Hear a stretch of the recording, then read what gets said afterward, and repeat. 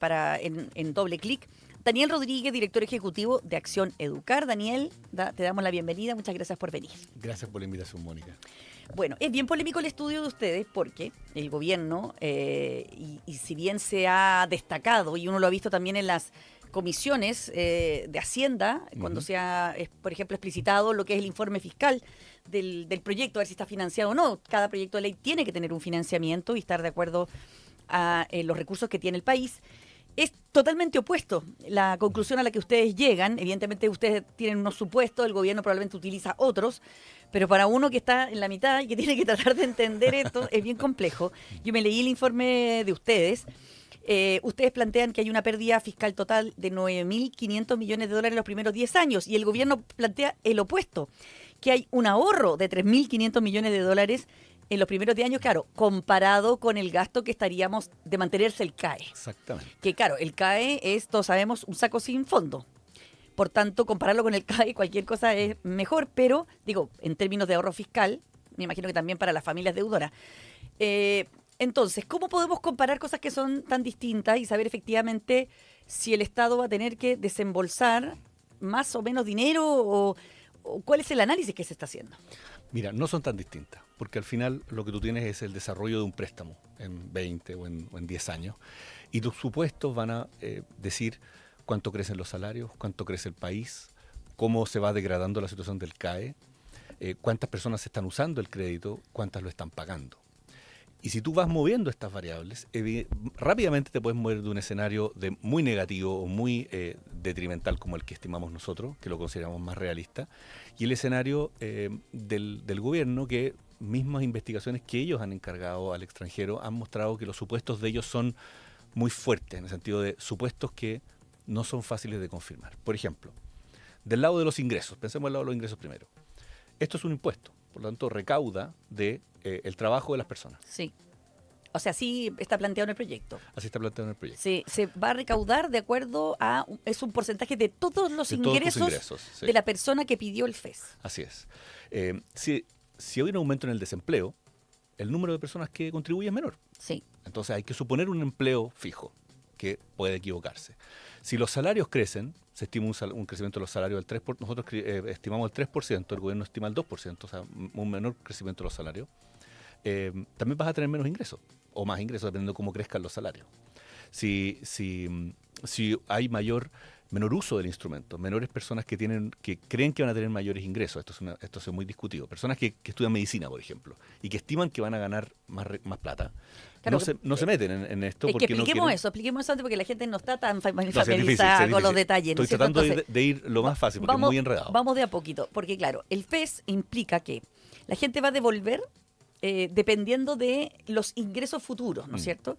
Se supone que carreras que uno tiene grandes retribuciones, como puede ser las ingenierías, las medicinas, van a pagar mucho más de lo que pidieron al Estado, claro, como crédito. La estimación más seria dice que 40% va a pagar más de lo que el fisco gastó en su educación, y un 30% va a pagar 1,5 veces o más incluso. Sí. O sea, es un instrumento que tiene un mecanismo de solidaridad forzada o reparto, en el cual un grupo menor, el 40 o el 30%, financia solidariamente la educación de los que no pagan, del resto. Pero ahí eso pasa con los créditos también. Cuando uno pide un crédito para comprarse una casa, paga 2 o 3 veces la casa.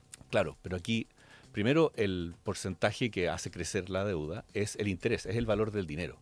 Aquí, en este instrumento, eso no se computa, simplemente no se dice, porque es el costo de oportunidad. Es decir, esa plata, ¿en qué podría usarla el Estado? En otra cosa, en vivienda, en salud. Eso se representa económicamente como una tasa de interés, como un costo alternativo. Y eso no se computa, no está ni siquiera calculado. No está calculado en el proyecto. Evidentemente existe que si la plata se gasta en educación superior y no en otra cosa, eso tiene un costo para el fisco. Y el gobierno decidió no computar eso porque ellos dicen que no es un crédito. Pues no dicen que no es un crédito, no es un impuesto, no sabemos lo que es. Pero eso ellos lo omiten. Dicen que es una herramienta. Sí, bueno, claro, es un objeto, ok. El punto aquí es que hay otra cosa. En el crédito tú pagas un... No, pero entonces, volvamos al tema. Entonces, uno de los supuestos es que va a haber gente que va a ganar mucha plata y va a devolver mucha plata. Pero claro, a lo mejor esa gente que dice, bueno, Yo soy, porque la gente, a quién está destinado este crédito es para personas que están en los deciles 7, 8 y 9. No, para todos. Bueno, para todos, pero se supone que ellos son los que podrían optar a este FES. No, porque Porque del 6 para abajo hay gratuidad. en las instituciones que hay Que gratuidad. tiene gratuidad, Pero claro. hay instituciones que no tienen gratuidad que también podrían entrar al FES y también están computadas como que van a retornar. Retornar recursos, digamos que van a pagar el impuesto. Ya. Y ahí hay otra cosa que es bien curiosa. Alguien que está en el decil 9, por ejemplo, de ingreso, es decir, parte del 90% más rico. Puede ser que no le del convenga. 80, tiene la misma obligación que alguien que está en el decil 1. Ya, Igual eso es curioso, sí. en el sentido que socioeconómicamente no el sistema, este instrumento, herramienta, no discrimina la entrada, no diferencia la entrada, diferencia al final. Entonces, obviamente es más meritorio que alguien del decil 1 tenga altos ingresos que alguien del decil 9. Es una cosa más, digamos, escasa y más meritoria. Pero el sistema de impuestos después no lo reconoce. Y más injusto es cuando el vecino estudió con gratuidad y no paga nada. Entonces, eso hace que, además, este sistema FES, que se supone que es complementario a la gratuidad, en realidad es más bien competidor de la gratuidad. Y uno debería pensar, esto es quizás lo que debieron haber diseñado en un principio para la gratuidad, que todos devolvieran en capacidad de sus ingresos. Pero bueno, eso ya es política ficción. Ya, entonces, tú dices que el gobierno no puede saber cuánto va a recaudar, porque estábamos hablando de los ingresos, ¿no es Sí. cierto? Porque va a haber gente que dice, no me conviene pedir el FES, porque cuando yo termine y sea doctor, voy a tener que pagar demasiados años, demasiada plata, no me Claro. conviene. Entonces busco otro tipo de Ujú. manera de financiarse. Entonces, tú dices, a lo mejor no es seguro que tanta gente opte por el FES. Absolutamente. Y también los supuestos de crecimiento de los salarios y de empleo, de informalidad también son altos. Mientras más altos son los impuestos, más incentivos tienes tú de la informalidad. Porque tú, como te van a cobrar por el ingreso, tú podrías esconder alguno de esos Claro, ingresos. subdeclarar, subreportar, cosas que ya ocurren hoy día y que van a afectar el retorno, que es los ingresos que prevé este instrumento. Entonces, eso es por el lado de los ingresos. Si vamos al lado de los costos, Sí. el gobierno aquí, y tú lo dijiste muy bien, supone un escenario muy, muy caótico del CAE. Como si no hiciéramos nada y el país no hiciera nada y quedara todo así. Y el CAE ha ido reformándose y ha ido teniendo reprogramaciones, modificaciones, porque efectivamente se ha tratado de contener la situación. Entonces pensar y Pero suponer... igual es caro y se ha gastado mucha plata en el CAE. Pero es muchísimo más barato que el FES. Solamente una cosa, en el CAE tú pagas una garantía de un arancel de referencia, que es menor. A veces lo pagas con una recompra, pero eso depende del Estado. El Estado puede achicar esa recompra. En el FES tú pagas los aranceles de todos los estudiantes de Chile. El arancel. En el CAE nadie paga arancel. El Estado no paga el arancel, lo paga el banco. Luego, obviamente, el Estado recompra la cartera y eso es caro, efectivamente. Es que todos sabemos que al final los bancos no están pagando, o sea, lo están pagando el banco, efectivamente, pero todos sabemos que los CAE no se pagan y al final los termina teniendo el Estado, compra las carteras como si fuera un activo, pero en verdad no es un activo, es una pérdida. Y no los cobra. No los cobra. La tesorería no cobra o cobra en un nivel muy inferior. ¿Por qué ahora la tesorería va a cobrar más? Porque ahora son como un impuesto que te lo van a deducir, como que nos deducen las imposiciones. Pero hoy día la tesorería tiene esa facultad en la ley del CAE para descontar por planilla y no lo hace. Entonces, a ver, para hacerte un resumen de por qué nosotros ponemos este tema sobre la mesa. Porque el gobierno no puede hacer un informe financiero pretendiendo que todo lo que quiere que le salga bien le va a salir excelente y todo lo que no quiere que le salga bien y le va a salir mal, le salga pésimo. O sea, que el CAE se convierta en un desastre más allá de lo que ya es y que los ingresos sean... Y por eso llega el absurdo de decir Daniel, que el Estado va a ganar plata con esto. Eso dicen ellos. Yo vi la comisión, Sí. bueno, la directora de presupuestos tuvo dos sesiones explicando los detalles económicos y ella, con una presentación, con un documento entregado oficialmente a los diputados, ellos demuestran este escenario que yo te digo. Sí. Ustedes también han ido a la comisión, ¿no? Ujú. Entiendo. No hemos ido a Hacienda. No. Todavía no han ido a Hacienda, No. pero van a ir porque hay Sí. 45 personas que están interesadas en poder participar, han ido Sí. muchos. Ustedes van a presentar estos puntos, ¿no es cierto? Absolutamente. Ya. ¿Cuánta Y- receptividad están teniendo ustedes en el Congreso? Decir esto va a ser, no es como dice el gobierno. A ver, el gobierno ha tenido cero receptividad.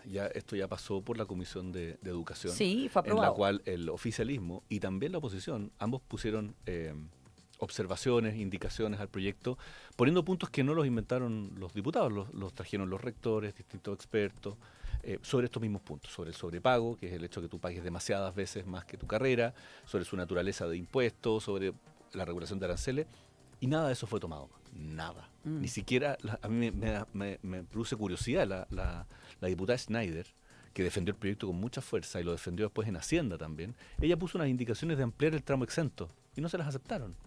O sea, el nivel de servilismo de los diputados oficialistas ante este proyecto es notable. Ni siquiera son acríticos, como que no deciden hacer la vista gorda a las cosas malas. Entonces el gobierno no tiene ni una presión de cambiar nada. Y no ha cambiado nada.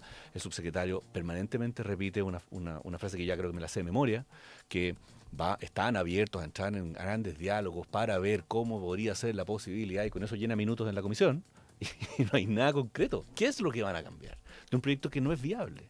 Entonces, la verdad es que no tenemos muchas expectativas de ser muy escuchados.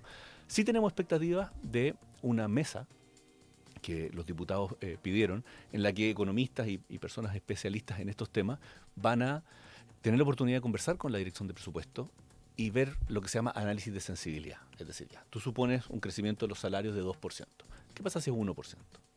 ¿Qué pasa si es 3%? ¿Eso puede ser para arriba y para cómo lo abajo. van a hacer eso? ¿Cómo va a ser eso? Es una mesa que está la Dirección de Presupuestos por un lado y representantes de los parlamentarios por otro, y se hacen preguntas, digamos, más técnicas para poder... ¿Eso es parte del proceso legislativo se ha o hecho, es una cosa aparte? Es una cosa, digamos, ad hoc que se hace en las comisiones usual cuando es demasiado complejo. Pasó con las pensiones también, digamos, cuando es demasiado complejo los números, para decirlo Es que a mí se ha criticado mucho a la directora de presupuestos de a veces no entregar las cifras correctas, ¿no es cierto? Pero a mí me costaría mucho creer que el gobierno está abierto, porque esto sería como estar engañando de alguna manera, si tú estableces un informe financiero de un proyecto de ley que no tiene las bases correctas para medirlo. Es que mira, el crédito con aval del Estado, el CAE, nadie podría decir que se desarrolló como se esperaba en el informe financiero que tuvo. El informe financiero tiene un autor, Mario Marcel. Entonces yo creo que es bastante razonable que las personas pidan explicaciones detalladas de informes financieros. Sea la directora que sea, porque un director de presupuestos, Mario Marcel, que no es precisamente una persona cuestionada por sus habilidades técnicas, al revés, incurrió en un error enorme que hoy día tiene la oportunidad o quiere reparar. Entonces creo que esta discusión es bien importante y esto finalmente, Mónica, no es una idea de bloquear, pero creo que el volumen del cambio, lo paradigmático que es el cambio que se está proponiendo, da para una discusión mucho más larga. Y aquí el gobierno ha estado permanentemente presionando para despachar. Ahora el presidente incluso presionando para que se despache en este gobierno, lo cual no es razonable cuando tú ves, primero lo que tú comentabas recién, la disparidad en las cifras que hay, pero también cuando esto va a tener consecuencias sobre el mercado laboral, sobre la formalidad, sobre la productividad laboral. Y sobre la educación que van a recibir nuestros universitarios, que ya sabemos que es uno de los elementos más importantes que tenemos, con una competitividad y una productividad pésima. Sí, y ahí es donde yo entro ya, esto ya es mi propia cosecha. Si queremos más físicos, más matemáticos, personas en las carreras de la ciencia, de la tecnología, no les pongamos un impuesto.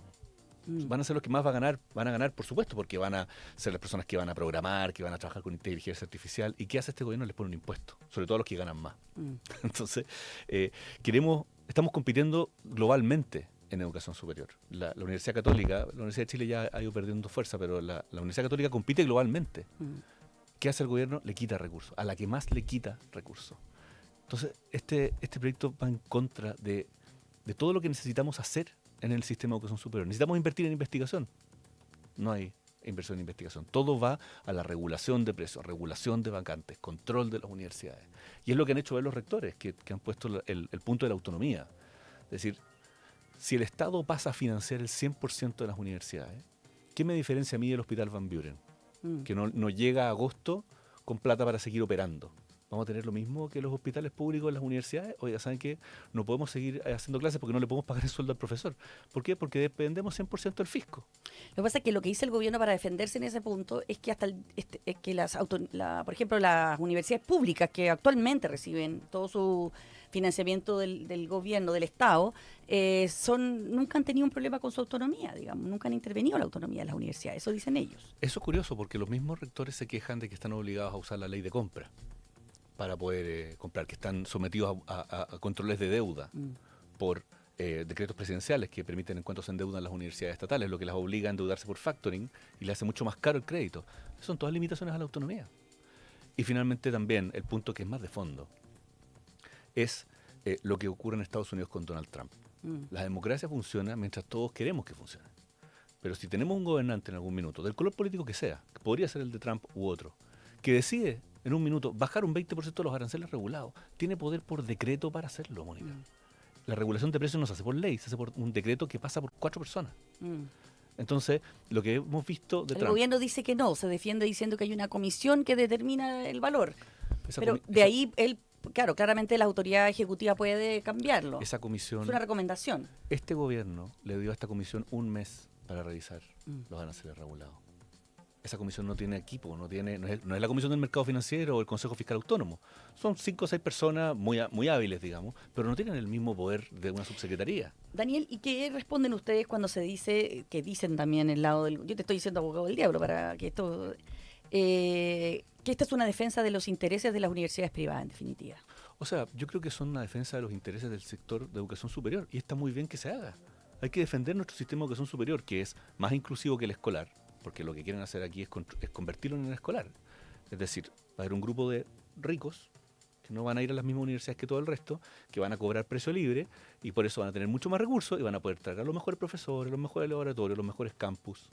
Y el resto va a tener que confirmarse con el precio regulado, que es el ticket que le va a dar el Estado cuando tenga plata. Claro, porque otra cosa que no explicamos, perdona, es que el FES, cuando una universidad se suma al FES, el crédito se da por el arancel regulado de la gratuidad, aunque la universidad no esté en la gratuidad. Claro.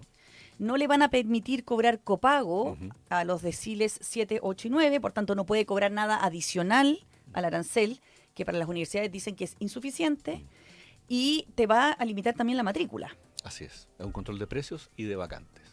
Entonces, a lo que vamos, esos son los intereses del sistema de educación superior, pero por supuesto que es legítimo, digamos. Y también, a ver, ¿quiénes están defendiendo aquí? El Consejo de Universidades, o sea, el Consorcio de Universidades del Estado, el CUECH, no son las universidades privadas. La Universidad Católica, que es una universidad del G9, una universidad privada, pero altamente subvencionada y altamente ya casi parte del Estado. De hecho, nació cuando el Estado y la Iglesia eran la misma cosa. Entonces, no es efectivo que esto sea una defensa de las universidades privadas, es una defensa de todas las universidades. Porque aquí se benefician ¿qué universidades? Porque las del CRUCH, por ejemplo, están divididas. Lo que pasa es que aquí tenemos el mismo juego con los números y las universidades van mostrando, digamos, sus cartas a medida que les conviene o no les conviene. Aquí, de nuevo, la autonomía también pasa por eso. Las universidades del Estado no quieren molestar al subsecretario, no quieren molestar al gobierno, porque viven de transferencias directas del gobierno, porque el gobierno también se encarga de ir blindando cuando tienen crisis financiera. La Universidad del Biobío tiene una crisis financiera enorme, el gobierno ni siquiera se pronuncia. Pasó con Antofagasta, la Universidad de Antofagasta pasa con varias. Una Universidad de la Frontera, crisis financiera enorme, mal uso de recursos públicos, silencio. Eso también es autonomía. Es decir, hay que estar en buena con el subsecretario porque si no, ¿qué te puede pasar? Entonces, aquí eso que es una defensa corporativa, yo creo que es un argumento un poco antiguo, un poco de la época de cuando nuestros gobernantes están en las calles. Hoy día necesitan una discusión un poquito más seria y hay que cuidar el sistema completo, no andar buscando un enemigo. Muy bien, muchísimas gracias, Daniel Rodríguez, director ejecutivo de Acción Educar, por darnos este punto de vista. Daniel, en todo caso, ¿tú qué esperas que va a ocurrir? ¿Tú crees que va a pasar probablemente la Cámara de Diputados, la pelea mayor pueda venir en el Senado? ¿Ves este proyecto saliendo este año? Eso es lo que cree el subsecretario. Nosotros lo hemos entrevistado acá, él dice que este proyecto sale este año, sí, que va a ser una realidad. Uno puede decir lo que quiera. Yo creo que en la Comisión de Hacienda se están dando las condiciones para que se entre en razón y esto, digamos, se piensa en un más largo plazo. Pero en realidad, si me preguntas a mí, mi opinión, yo me quedo con la de Mario Weisbrot, que este proyecto no sirve, Mario Weisbrot dijo caput, hay que deshacer este proyecto y pensar realmente en un crédito contingente al ingreso que no tenga los problemas que tiene este instrumento. Muy bien, muchísimas gracias por acompañarnos, Daniel Rodríguez, aquí en Doble Clic. Que estén muy bien. Muchas gracias a ustedes.